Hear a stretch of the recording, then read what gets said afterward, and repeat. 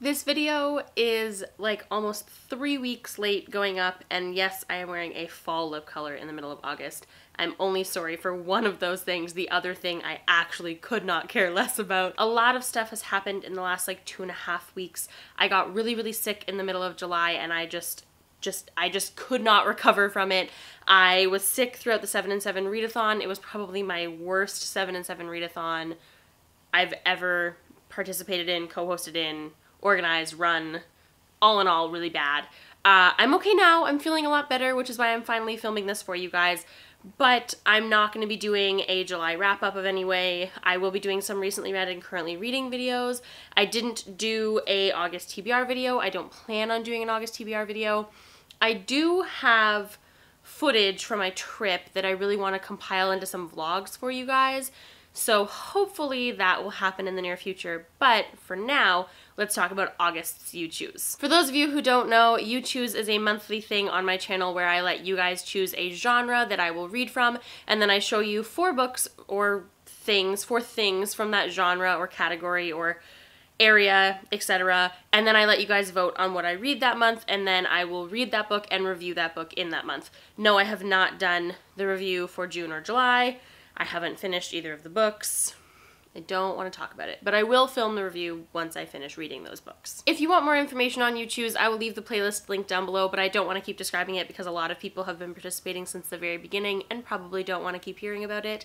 So without further ado, the genre, category, area, etc. of reading that I will be doing in August is graphic novels. So I will be showing you 4 graphic novels in this video, and you will be able to vote on which of the 4 you want me to read in the month of August, and then I will do a review video for that graphic novel at the end of August. I'm so happy that you guys voted for graphic novels this month because I'm late posting the video. I'm going to be, like, you guys are going to be choosing the book late, which means that everything for this month is going to be late. So the fact that it's a graphic novel leaves me with a lot of time to read said graphic novel because they take a lot less time to physically read. So thank you so much for making my life easy this month. And without further ado, here are the choices. I tried to mix it up just a little bit within the graphic novel area. So I chose 2 9 to 12 graphics and then 2 other independent graphic novels that are quite different from one another, but also both kind of like sci-fi fantasy-y, because a lot of graphic novels are sci-fi fantasy-y.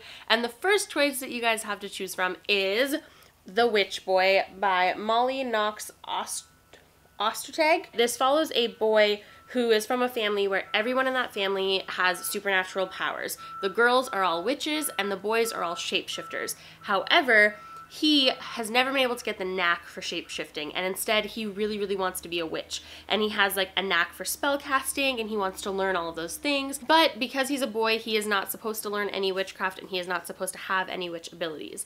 Apparently, this also follows somebody who goes missing, and he knows how to find them with his witchy abilities, but he's not supposed to use them, and what does he do? And it just sounds like it will be really cute while also having a really important underlying message, which is like all I want in a graphic novel. I also really like art, and I find that this is like very perfect for this like type of genre of book, and I just am very excited about diving into it. Next, we have the second 9 to 12 graphic, and that is Anya's Ghost. This was recommended by Neil Gaiman. I will pretty much pick up anything that Neil Gaiman recommends, and it follows a young girl who finds her new best friend forever at the bottom of a well, and as it turns out, that person has been dead for over a century, and also Anya was not looking for a new best friend. She doesn't feel like she fits in at school, she doesn't get along with her family, she just feels so out of touch with her own body and her own life, and maybe a new best friend is exactly what she needs, except, and I quote, Anya's new BFF isn't kidding about the forever part. It looks like it's going to be cute, but also have like kind of a like twisty kind of dark like part to it, which I'm really excited about. And also the art is very different from what I normally gravitate towards. Most of you probably know that I normally gravitate towards like very like bright, punchy, like atmospheric art that is very colorful. But this is actually monotone colors. Monotone, that's how people talk.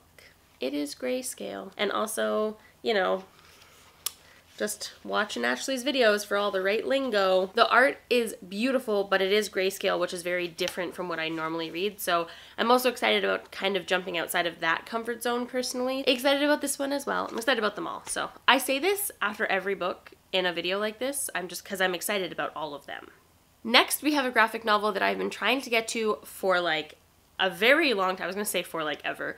For a very long time, and I still haven't gotten around to, and that is Monstrous Volume 1 by sorry, I lied. That was rude. Marjorie Liu and Sonia Takata. And I'm so excited about this. Neil Gaiman also recommends this graphic novel, Trends. I don't know a lot about this except for that it is very female-centered, female creators, female cast of characters, that it's a fantasy-heavy graphic novel. Look, it has like a little flying cat and this like person who looks really cute that looks like they're falling. I don't know like anything about this at all except for that the art is gorgeous. Gorgeous. Like it's so beautiful. And it's a female-centered everything. So that's all I really need to know I want to read it. I will leave a Goodreads link down below because I could look at the synopsis and tell you about it, but I actually like going into it knowing nothing.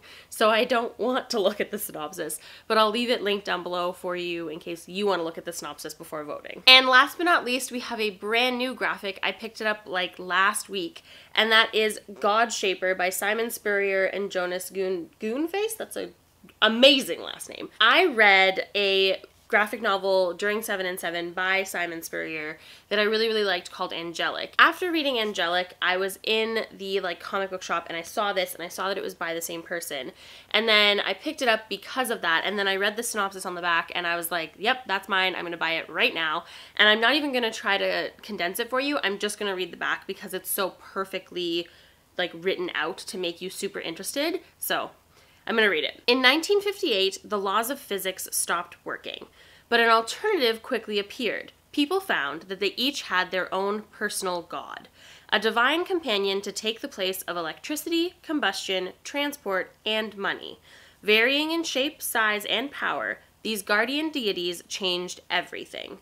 But Ine is a man without a god, and he's not alone. And it just looks so good. It looks like it has the potential to be like an amazing story.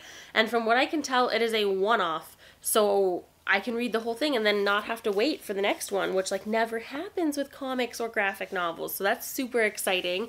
And again, the art is very different and I really like it. It's not as bright and punchy as normal for me. It's a little bit more pastel-y. And then like the lines are a little bit different than what I'm used to, but I'm super excited about it because I still really like the art. I'm super excited about all of the graphic novels that I've shown you in this video. So sometimes during a You Choose, I have a clear favorite where I'm like, I hope this one wins. I really want this one to win. But this month, I don't. I actually don't care which one wins because I want to read them all. Like, there is a high possibility that I will just read all 4 this month anyways because I just want to. Okay, so those are your 4 choices for August's You Choose. The same as every other month, you can vote in the description box down below, but I would prefer it if you voted in the Twitter poll, which I will leave linked down below. The only reason for that is that Twitter will tabulate the votes for me, so I don't have to do any math. But if you can't vote on Twitter, or if you'd prefer not to vote on Twitter, you can definitely leave your vote down below. I will definitely add it into the Twitter tabulations of what I'm going to end up reading in a week at the end of this. For those of you who don't know, the Twitter vote and the vote in the description box down below will last for 7 days from the day that this video is posted. I will then read the book that you guys chose and review it by the end of the month. Hopefully by the end of the month. I haven't been trending well on that lately, apparently. That's pretty much it. If you don't want to vote or if you end up voting on Twitter, make sure to comment down below and just let me know if you're excited about any of these graphic novels. Did any of them stand out to you? Do you want to pick any of them up? Are you even normally a graphic novel reader? Because I am a huge comic nerd and I realize that some people are not. So I'd love to hear from you guys, and other than that, I will see you guys soon with another video. Happy reading. Bye!